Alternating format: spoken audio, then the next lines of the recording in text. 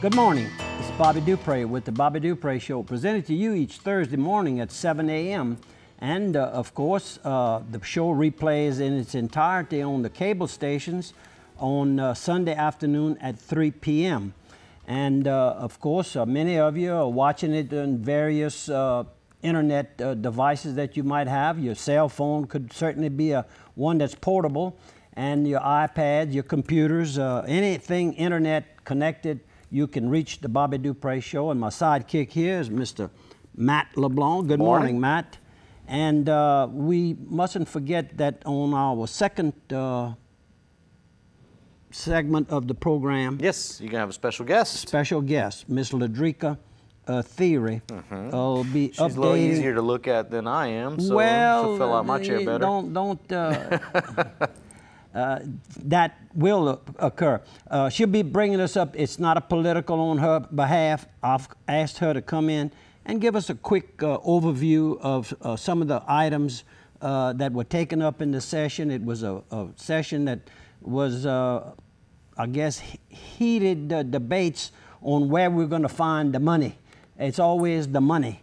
And they've worked it out so that it appears to carry us forward. I'm not so sure just how long. I think until Governor Jindal leaves in January of 16.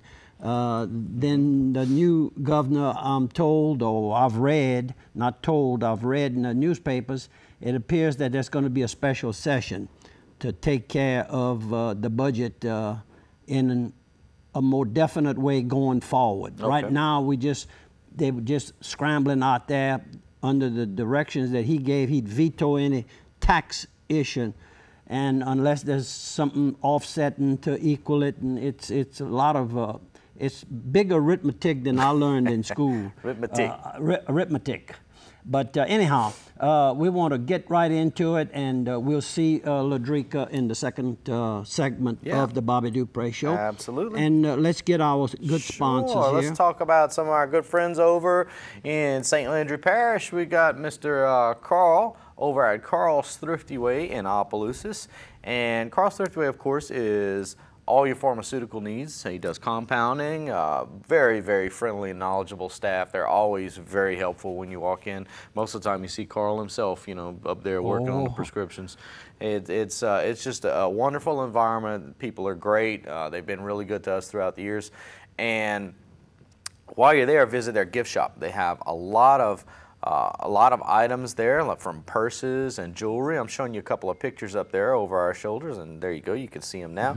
We've got some nice jewelry, we've got some clothing, really nice stuff over at Carl's Thrifty Way. There's Zane Campbell, and there's some other pictures there, wall decor. So go see them over at Carl's Thrifty Way and visit the gift shop, a one-stop shop. Right. Carl's Thrifty Way in Opelousas. Let's get, how about the truck stop over. Okay, I wasn't prepared for that. Not prepared. That's okay. I'm sorry. I'll pull it up right there. Give me just 1 second, guys. Let's talk about Quarters Casino. Exit 23. In Opelousas, right north of Opelousas. And you can visit them for all of your travel plaza needs right there. If you're driving north out of Opelousas, visit them. They've got a very nice travel plaza.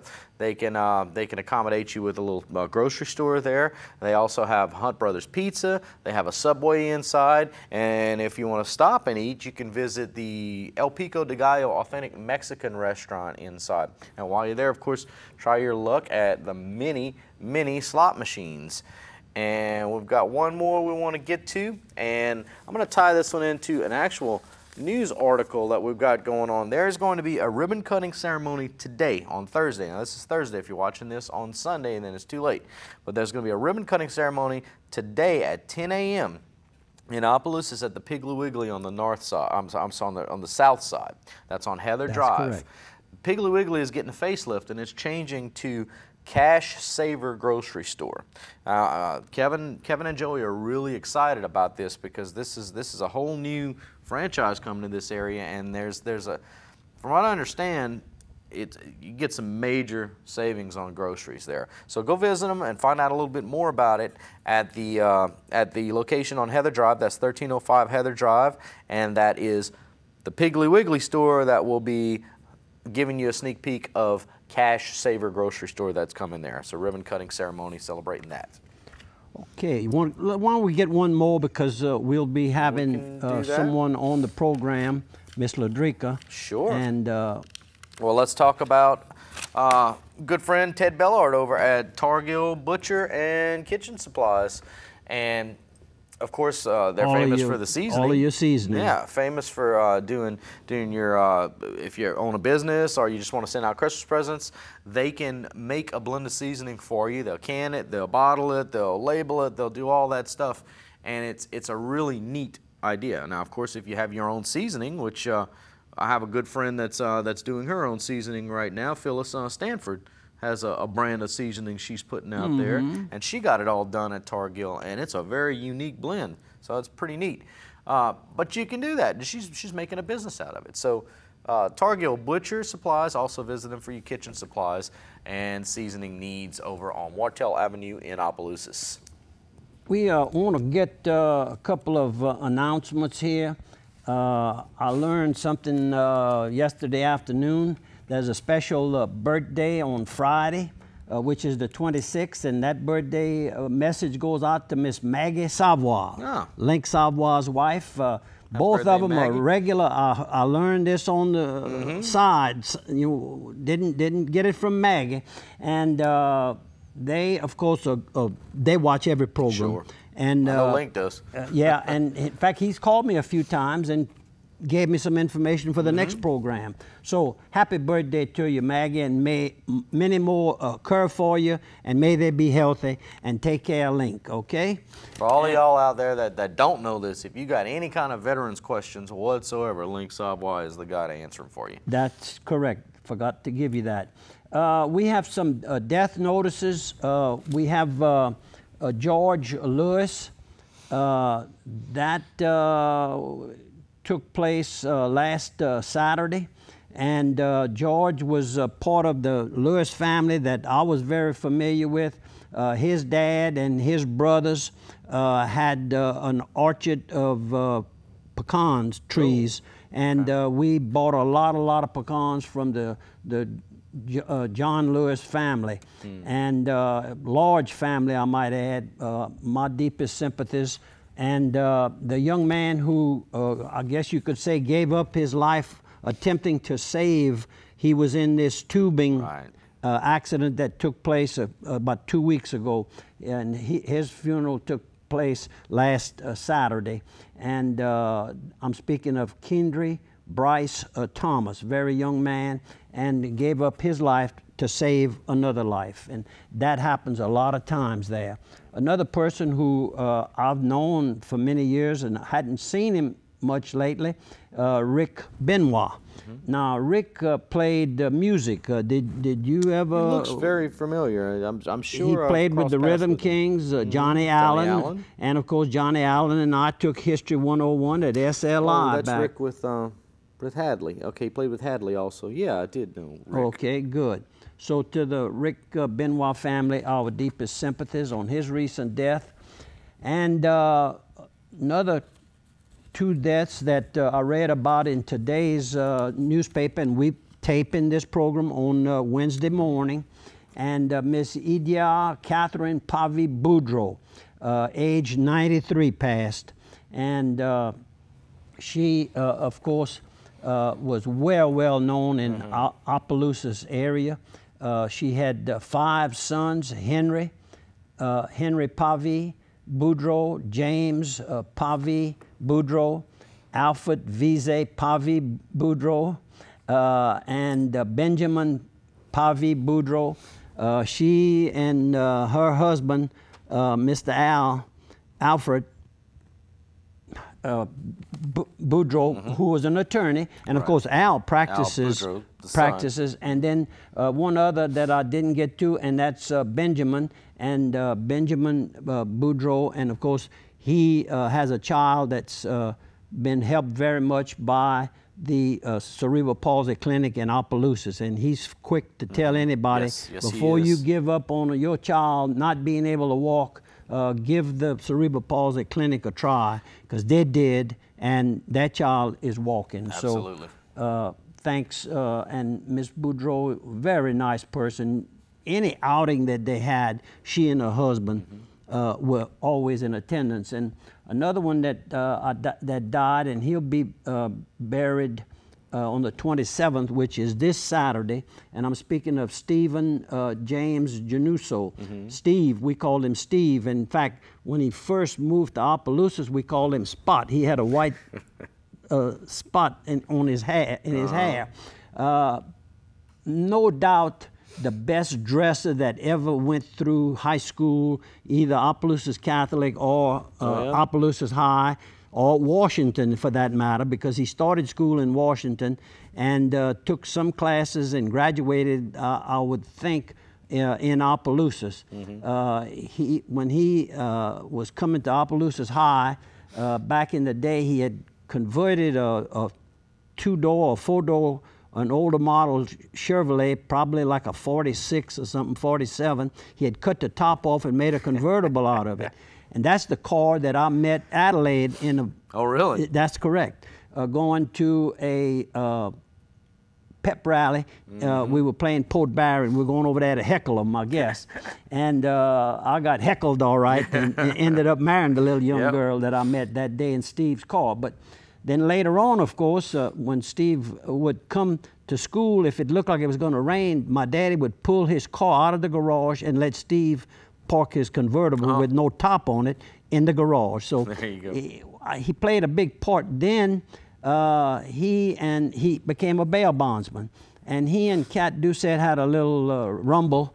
And Steve figured it was best that he move his business over to Lafayette, and that was the best thing, I guess, best move he could have made. He went there and became very successful and formed a couple of bail bond insurance companies out of Florida, if my memory serves me right, and there's a little bit about it in the writings here. But Steve was best dresser in high school and throughout his life, and he was flashy. I mean, he could wear anything and it fit him. I wear some of those same things and they'd put their eyes like that. What happened to that boy? But Steve could wear it, and he did wear it. And to his family and of course his sister B, right, at Peffercorn, that's right. That was his sister. That was his sister. I saw that was Doug's uncle, and then Doug's my neighbor. And when Steve went to Lafayette, Mr. F.A. Morgan needed a bondsman in Opelousas, and Judge Bob Dejean recommended me. I was a student at SLI my senior year. When I got home from doing my student teaching in Brobridge, Mama said, "You in trouble, boy?" I said, "No, ma'am." Well, she says, "Yeah, you better tell me if you're in trouble. I'll talk to Daddy about that." You know, Mama's always trying to help their little boys, and the boys were always looking for Mama's help. I said, "No, ma'am." Well, she said, Judge Dejean said to get over there, and I became a bail bondsman, and it just brought me one step after another. And look at me today. I'm telling the story to the world. Right. That's right. Worldwide. So, Steve, my deepest sympathies, and what we're about... we're going to take a break right here so I can switch seats right here, and when we come back, Miss Ladrika Theory is going to be sitting right here, and she's going to give you an update on what went on in session, correct? That's correct. All right, we'll be right back in 1 minute with Ladrika. Welcome back to the second quarter of the Bobby Dupre Show, and as I mentioned in the first quarter, we have a guest today.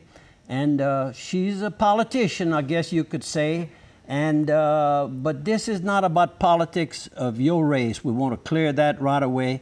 I've invited you here because I felt that people that watch the program are interested in what goes on around them. And I know you all have had a strenuous session. And I guess I'll put you under a little bit of the highlight, but I think you like that. From what I've noticed in the years past, you like to be part of what you got elected for. And I'm speaking to Miss Ladrika Johnson Theory. I've got to put Johnson in there because I know your daddy so well. Yes, yes. Been a friend of mine before I even knew you.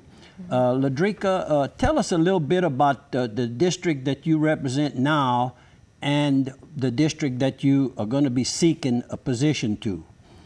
Okay, well, I represent District 40, which is primarily the central part of St. Landry Parish. I basically take in the majority of St. Landry Parish, and maybe the boundaries might be with another rep, but for the most part, I have everything in St. Landry other than maybe Eunice and Port Barry, Orneville. Okay. And now you're seeking a position a little bit higher. Yes, the Senate District 24, which will be St. Landry Parish, Lafayette Parish, and a small portion of St. Martin Parish. Okay, and that's an open seat? Yes, it is currently held by Senator Elbert Guillory, who is vying for the Lieutenant Governor's seat. So, yes, we can pretty much say safely that it's going to be an open seat. Well, good. We'll get right into some of the highlights of how you feel our Acadiana area. Let's speak about Acadiana, 9 to 10 parishes that make up Acadiana. What do you feel? Did you come out feeling that the big needs have been taken care of? I know you had a, what, $1.6 billion shortfall to cover. Yes, this session, like some of the past sessions, we've had a deficit. And so I've been on the budget committee for the last 4 years, and that has been always a common issue with the budget committee, that we've had a deficit, and we've always toward the end of the session have to scramble to figure out what way we can balance the budget, and also keeping in mind that the governor has been very forefront with saying that he would veto any revenue measure. So anything that was proposed to generate revenue, there had to be some way to basically neutralize that revenue. And so with this session, the governor presented his executive budget, and he had about $568 million that was contingent on doing away with some of the refundable credits. But there were so many other areas, in addition to that area being a contingent budget. We still had shortfalls with our higher ed education. We also had shortfalls with the healthcare industry, and then we had the voter rights outreach that was completely done away with. We also had areas where we saw that in the Department of Justice, the agriculture, pretty much in probably several important areas throughout the state, we saw either severe cuts that would either do away with a lot of programs or impair our citizens in this state being able to get the services that they depend on. We hear a lot about, and this is not pre-rehearsed. These are questions I'm going to ask her. What about tourism? We know that Acadiana is a favorite place for people around the world to come and enjoy our food, our people, and our entertainment, our music of all sorts of music can be found, the culture, right? What do you feel about that? How did that particular office come out at the end of the day? Did they get most of the money they needed, or? Well, I will say on the tourism, there's always probably times when for certain events when that comes to the state, we want to make sure that they have the resources that they need to attract national events, because we know that there's an economical impact that comes from that. But I would say probably from this session, they may have discussed some museums, certain things that may be closed or cut down on hours or certain resources to maintain it. But I think things like healthcare, the education system, those were things that probably took priority.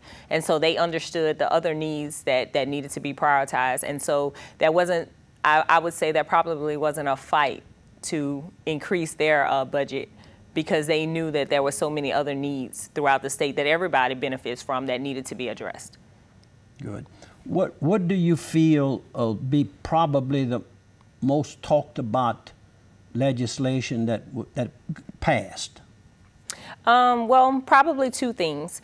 We did increase the cigarette tax, and before that increase, Louisiana was probably one of the third lowest in taxes for cigarettes, and now we've been bumped up to being probably at 86 cents per pack. So we're now going to move forward. I think it's somewhere around the 35th highest with the cigarette tax. So that was a very important piece of legislation, because that was a fight that we had actually started maybe about 2 years ago, and we know that those dollars will really benefit our Medicaid system. So it's important to a lot of individuals.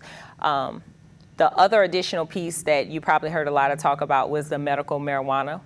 It was a very emotional piece of legislation. We had several legislators that related. Our state senator in our neighboring parish, Mr. Mills. Fred Mills, Fred yes. Mills was the author. That's correct. Of one of the bills, and I think it was the bill that eventually got passed by both houses, House yes. and the Senate. Yes, and actually, that was a big, there are some people that thought that it might lead to different things, but the bill was really tailored to deal with certain illnesses. And also, the Commissioner of Agriculture is going to have oversight over it. And also, I think there will be some additional opportunities. There were some amendments put on to also allow the Southern University Ag Center and the LSU Ag Center to possibly be participants.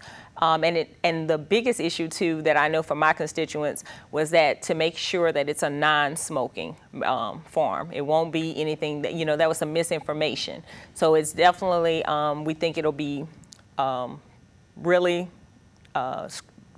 maintained in the form of pills or in pills. Not in pills, not shots. No, not well. You know what? I don't know if they have a liquid form. All we were concerned was to make sure that it was administered the way we want to use it as medication to treat illnesses and not in another recreational use. So the medical field will be put under some pressure here. Yeah, we should have 10 dispensaries. It'll be the actual part to determine. It'll either be the ag centers or they might do a RFP for one entity to actually do the growing or the manufacturing. But then it'll be dispensed among 10 pharmacies throughout the state, and that'll be the oversight for that will be under the Board of Pharmacy. Really? Just 10? 10. 10 places. So all the drug stores are not going to be able to participate? No, not at this point. We never know what the future holds, but we wanted to make sure that it was we wanted to make it accessible for those that might need it, but also make sure that we have it in the least restrictive manner where we can have the oversight to make sure that the program is administered the way, we designed it to in the legislature. What's going to affect your district the most, you imagine? What area you feel our people, the oil industry, how did the oil industry come out? The oil industry, there were some cuts. Actually when we got there, we knew there was a $300 million revenue decline because of the amount of money the state would take in regarding to the reduction of oil and gas prices. But then along the way, we saw about $70 million that was recognized in revenue. So we knew the oil and gas prices started to go up. Actually, I think while we were in session. There were some taxes, some adjustments that they may have. I'm not on that, that was in Ways and Means, but they did, I think, share in some of the tax credits.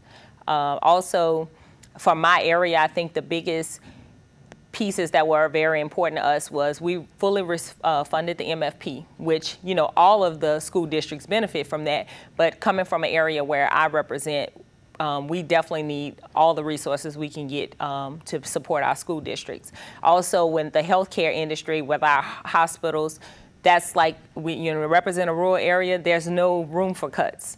So the healthcare, the education piece, and again, higher ed as well. Even the neighboring universities like UL, LSUE, those are areas not in my district, but many of my constituents may go to those universities, and the whole state is affected. There you go. But for my area, education and healthcare, there's no room for cuts. So any piece that would restore cuts and money for that is definitely important. And I'll tell you another piece that a lot of people overlook. Voter outreach was completely done away with in the executive budget. We restored those dollars back. For an area like that we represent, we generally have low turnouts. So if there's any opportunity to inform the voters of the elections, upcoming elections, we want to make sure we do that because we always try to incentivize anything that increases the voter turnout. Still hard to get people to vote. I don't know. I guess I was raised in a family that soon as I was 18 years old, I was encouraged to go register. And I've hardly ever missed, I can't recall of missing an election, just part of being able after that to kind of express your views. You don't want to take the time to go vote. It takes approximately an hour from the time you leave your house. If you have to go 10 miles, say, and hardly anybody goes more than 10 miles, and maybe have a little wait. And once you get into the ballot box itself, 3 minutes. Right. And yet people won't give that. I don't understand. You know, if you understand, you know, your position and your rights that you have to be able to vote and select a candidate you feel that would represent your interests, I mean, it's very important. I can't think about when I was a little girl, my parents always voted first thing in the morning. Before they did anything else, we go to the local, I think they were doing it back in LeBeau, we would go to a town hall in Palmetto or the fire station. And I was a little girl. I couldn't vote, but I knew how the process worked. I'd go in with my mom and just stand up next to her and watch her do it, and then they open the curtain and we come out. So those were things that were instilled in me and, you know, my family, because that was something we made it a priority. You cherished it. Yes. Yeah. And now with early voting.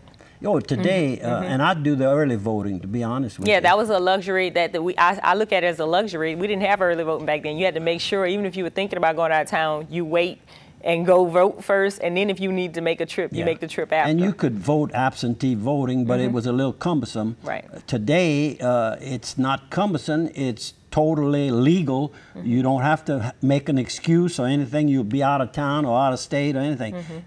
It's welcome to everyone to early vote. So I always encourage people, though, you still have people that have not registered to vote, and I always encourage individuals and organizations to, at any time that they have an opportunity, to always promote voter registration drives and try to promote individuals to register to vote, particularly in election years. The biggest reason that I hear that they don't register to vote is that at that point they become eligible to serve on a jury.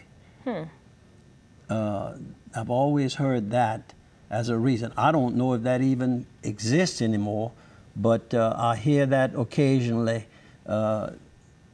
You not familiar with that? I've never really heard that. Yeah. And in fact, I think when you either as a child or a teenager, when you go to register to get your license, I think actually at that point. Nah, you can register and then to vote at the motor vehicle. Right. They'll ask you at that point, and normally you're like 15, 16, you just like, yes. And if you haven't done it at that point, older, I mean, you can also do it when you apply for financial aid, things like that, going into school in college. It's a topic that I hear, but I've never heard like, the 18 or 19-year-olds say, well, I'm scared that they'll pick me for jury duty. Well, we're going to have to wrap it up. Give me about a couple of minutes of what you feel be most important for us to look out for. In the upcoming, how the legislation that was passed, and it gets to be in a hurry at the end.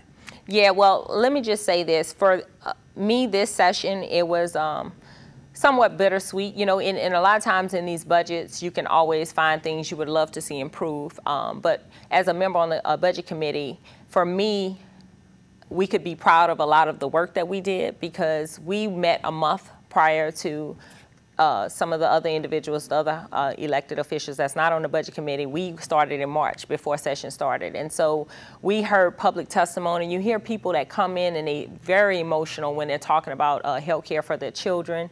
And you hear people that speak about, we even had college students turn out. We had a big turnout that came this budget hearing to really show their point about tuition increases, and they were really concerned about having tuition increases and their schools having to close or suffer from the cuts. And reducing the max that TOPS would pay. That was also, but that was not changed. Am I correct? We did do something to TOPS. I don't know. I think there might be a cap. I can't tell you.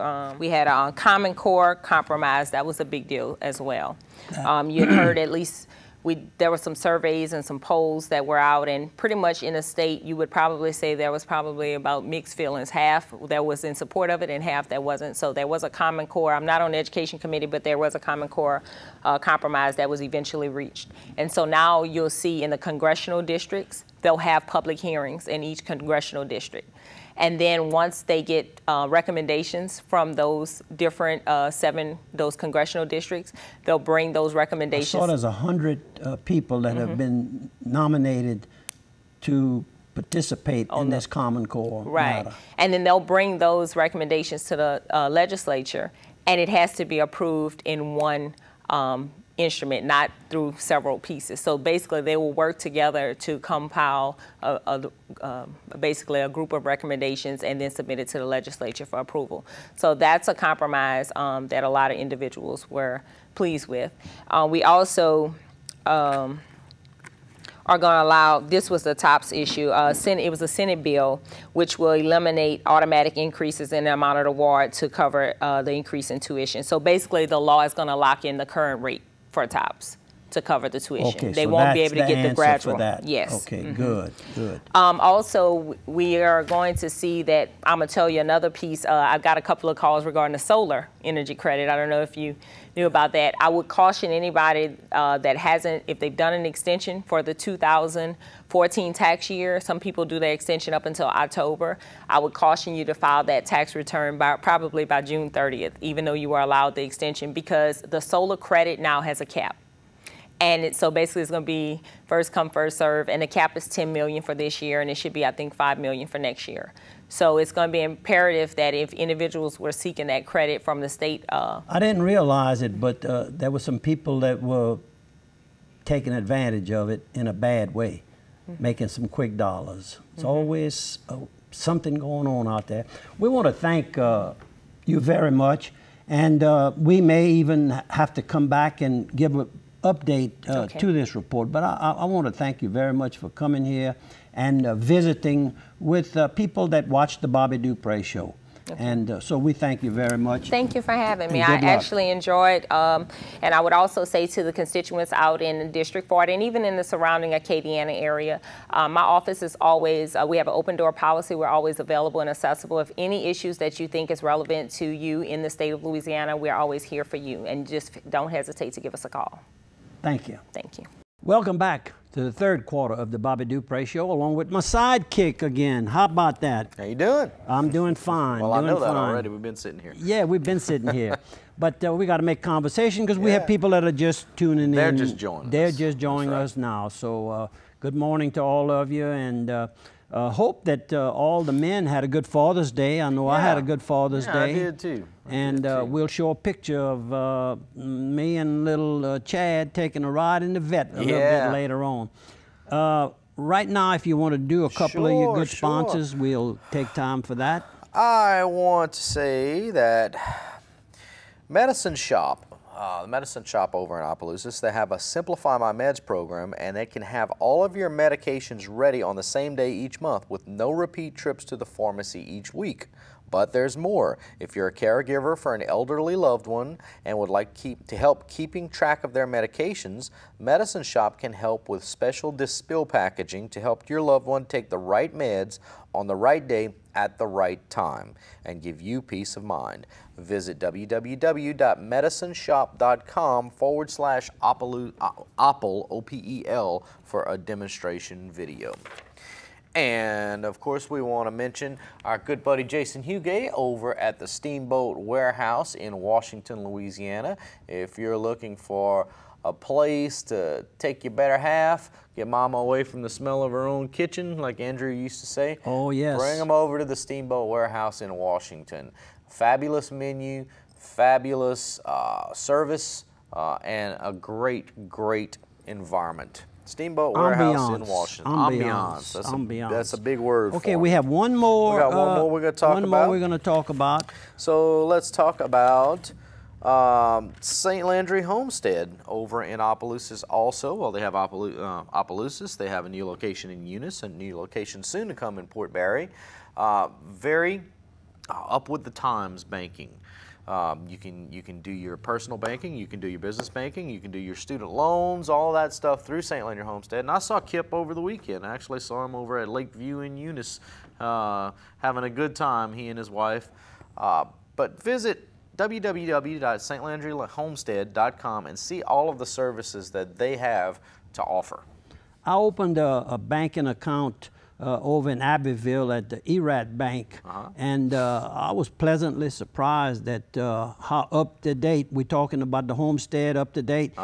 These smaller banks don't think they can't perform all the chores that you are starting to depend on when you say the big banks. Well, the little banks, it's all on computers, so they don't have to bring anything really into town. They just have to enhance their equipment. They can do IT everything equipment the big they already guys have. can. Yes, sir. So anyhow, that went along well, and the little lady Denise that took care of our needs, thank you very much. Very good. Remember, That's StLandryHomestead.com. Bank in Abbeville, Louisiana, one of the branches. It's a big bank, and they've enlarged it, so they must be doing well there. There was a good traffic in and out. I was kind of surprised that they had as much traffic inside, because I know so many people are doing their business on the internet. Yes, absolutely, absolutely. I want to thank Billy and Betty Baquet.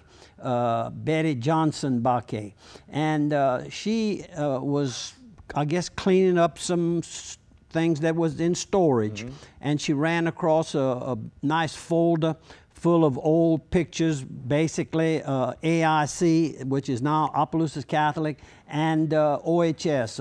We had some pictures of Betty and her sister and Carolyn Fakuri and all the girls back in those days.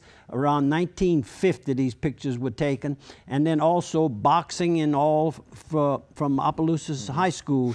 I saw pictures of Calvin Clary, Bubba Peterson, Nutzy Quirk, and others.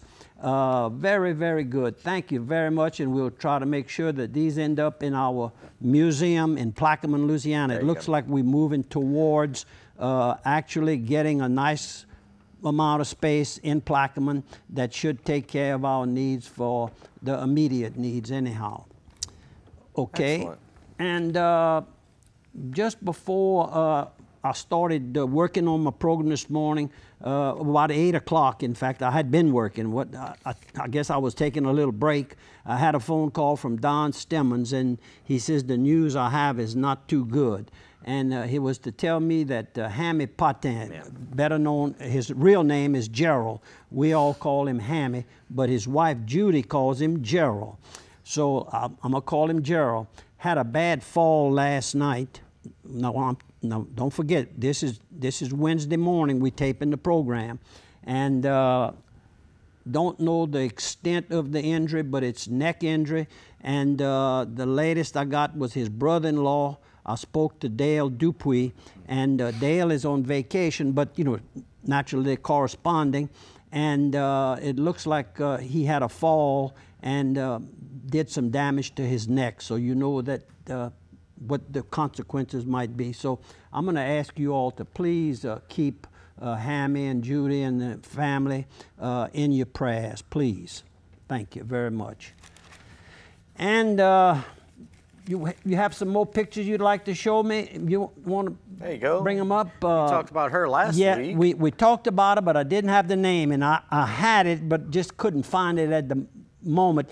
And that's Laurie, and she's the Evangeline Downs track photographer, and I might add, does a great job. And you get your pictures then and there.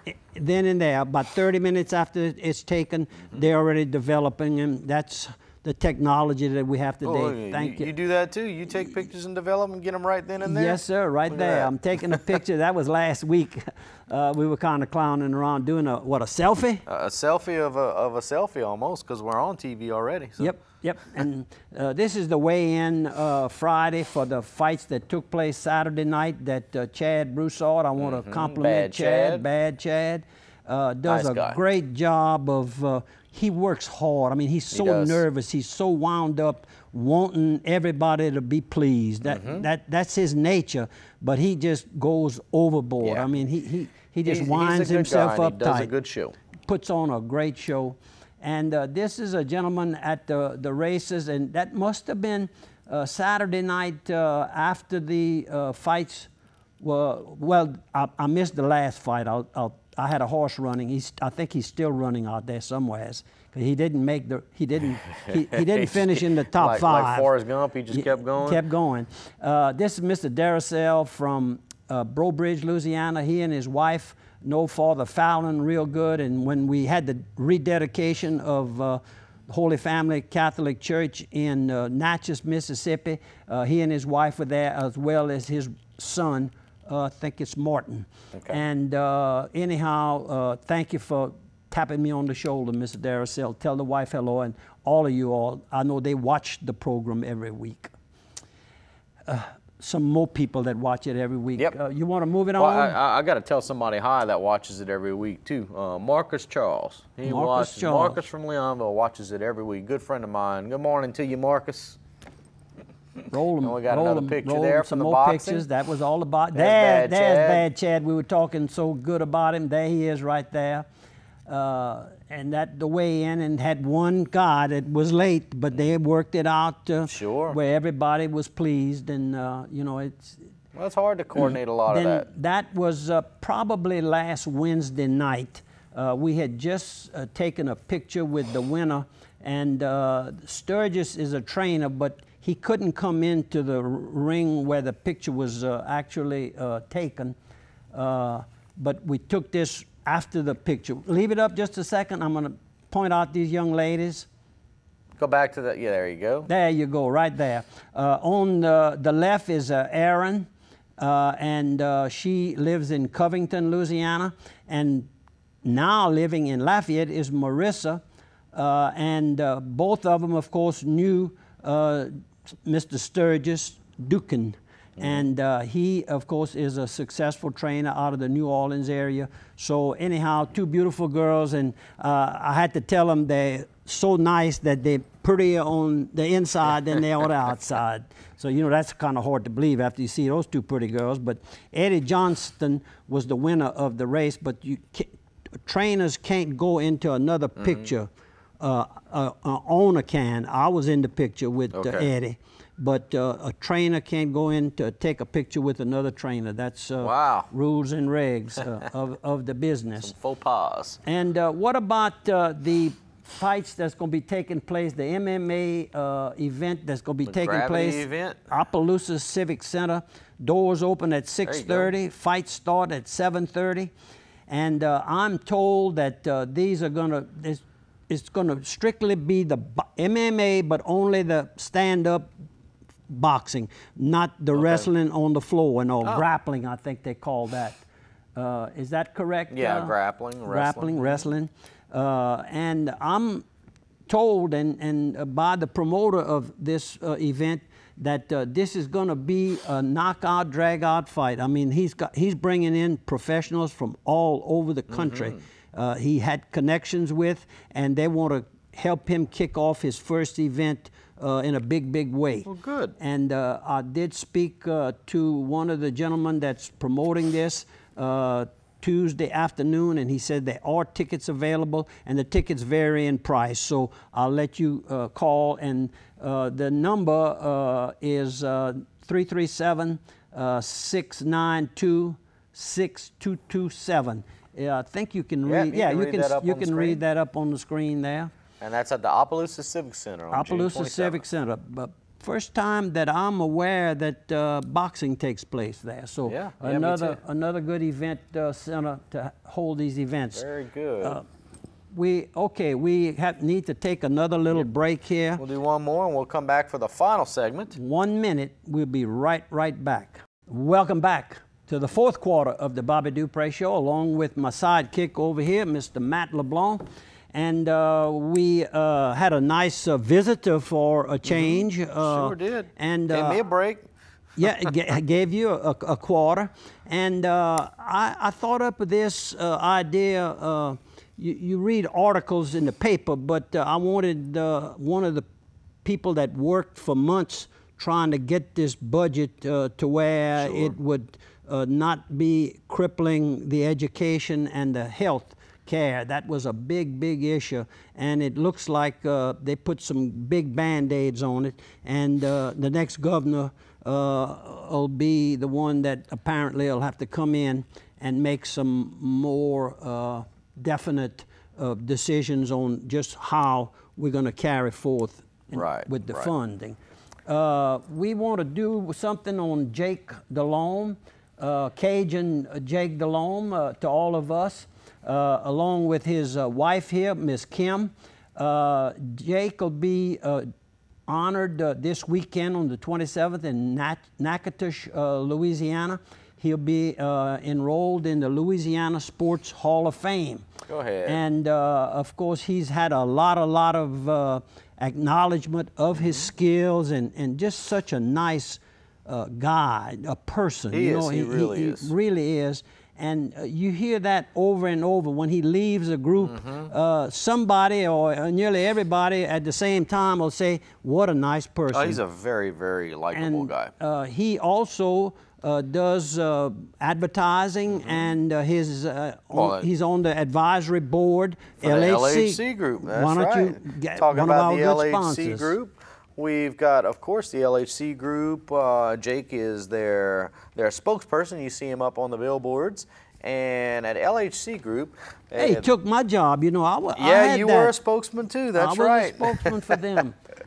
They're a preferred post-acute care partner for hospitals, physicians, and families nationwide, from home health and hospice to long-term acute care and community-based services. They offer high-quality, cost-effective care that empowers patients to manage their health at home. That's the LHC Group, Louisiana Healthcare Group. It's all about helping people. Now, while we're talking about them, let's also talk about another good old-fashioned Louisiana company. Got its roots back in 1946 from a glass shop. That's Dixie Storage. Yep.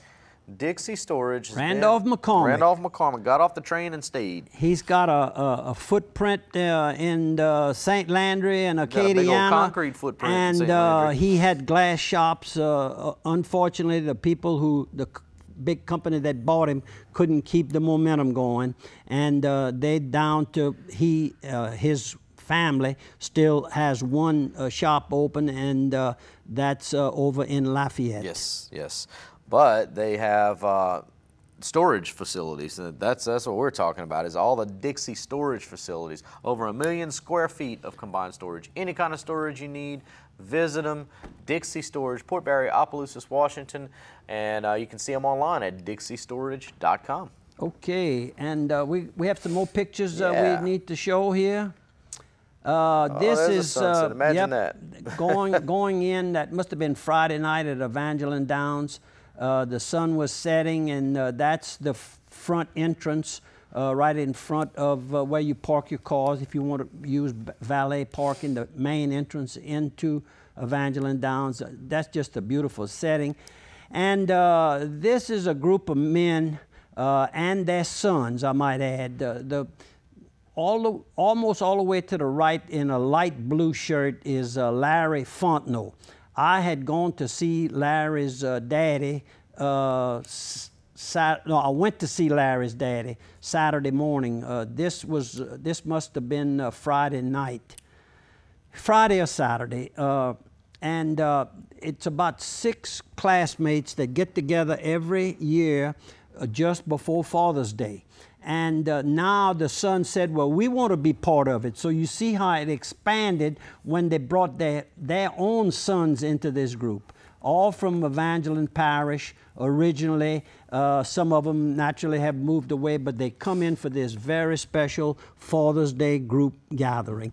And I want to make a little quick report. I did get to go see Larry's daddy, Earl Fontenot Jr. We called him Earl Jr., everybody called him.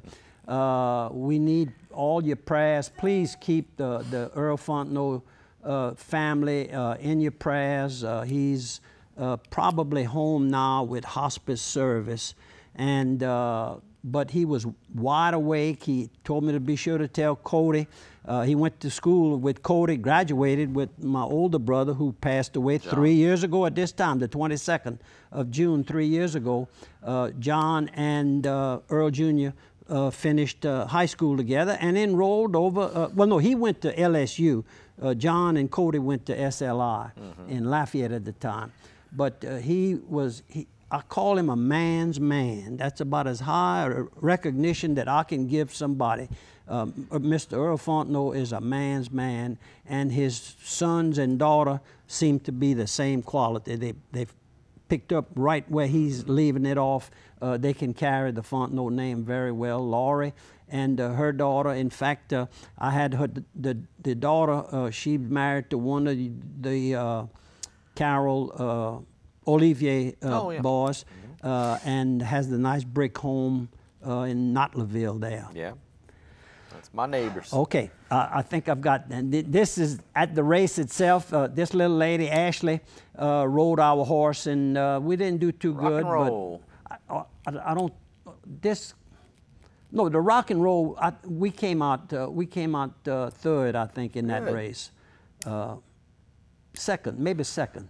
There's another picture of our damage. The damage from that little weather passed through about 2 months ago, 6 weeks ago. And we're trying to get some folks to fix that building. And that's the Delahousas waiting for their car, valet parking. And these two ladies right here were waiting for their vehicle. And they watched the Bobby Dupre show. And here comes Sam and Mr. Vinton.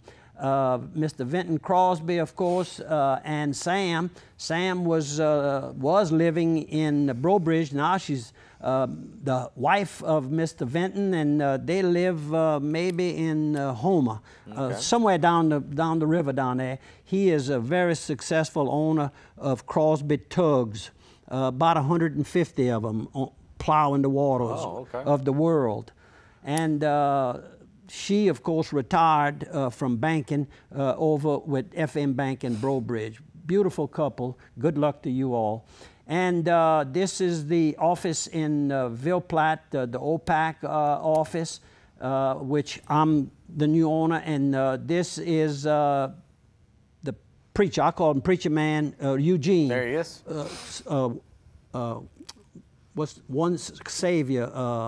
Our Savior's Church. Our Savior's Church. He is the pastor there. Like some boxing. And there's boxing, and look who's sitting on the left in there. Clay Higgins. Clay. Just needs his police hat on, and that's his lovely wife and a friend of mine that was with me, Mr. Ray Bello, known to everybody. And this is Duplantis. His mama was Duplantis. He's one of 5 children.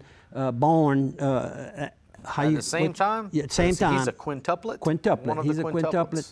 And his mama, Ms. Duplantis, Janice, was our manager in Crowley until she died. And these are officials assisting with the fighting. And Dr. Tom, right there in the blue shirt, sitting there. And these Jeff. And the other young gentleman, he's a little bit newer, but very, very good. Jeff does some radio stuff with us. Sports reporting for Channel 10. And this is our announcer here. He's quite a character. Hey, Chad. And this is Sunday. I went over and had Father's Day lunch with the Ray and Pat Bello family and friends. And I took Chad on a ride. Might as well be a son, huh? Yeah, but Chad's kind of like everybody's son. Everybody's son. Everybody loves Chad. And this is the new signage that was put up near Ray's Dr. Bob, the veterinarian. Bob. Okay. What highway is that on? 182. Okay. And Ray's Grocery and the Boudin. He's the founder of the Ray's that's up on the east end of Opelousas. That was a huge battle. And this is a young lady that ran up to me. She must have recognized me and gave me the biggest hug. She embraced me is what I said. Go. It was not a hug, it was an embracement. She thought you were Santa Claus. And Brianna. And her daddy, of course, is Eric Gary, who is a trainer. And this is a couple from the Point, Richard and Sandra. And Richard is a contractor and does a lot of work for all of us in that area. And this is a mare and her foal that was born over at the animal shelter.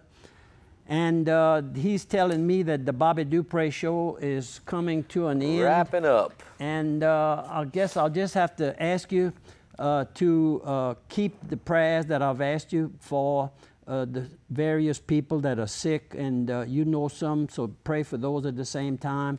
And I just want to thank everybody for viewing and watching the program. And this weekend, like every weekend, Matt and I ask you to please attend the church of your choice. Thanks for viewing. Thank you. Thank you.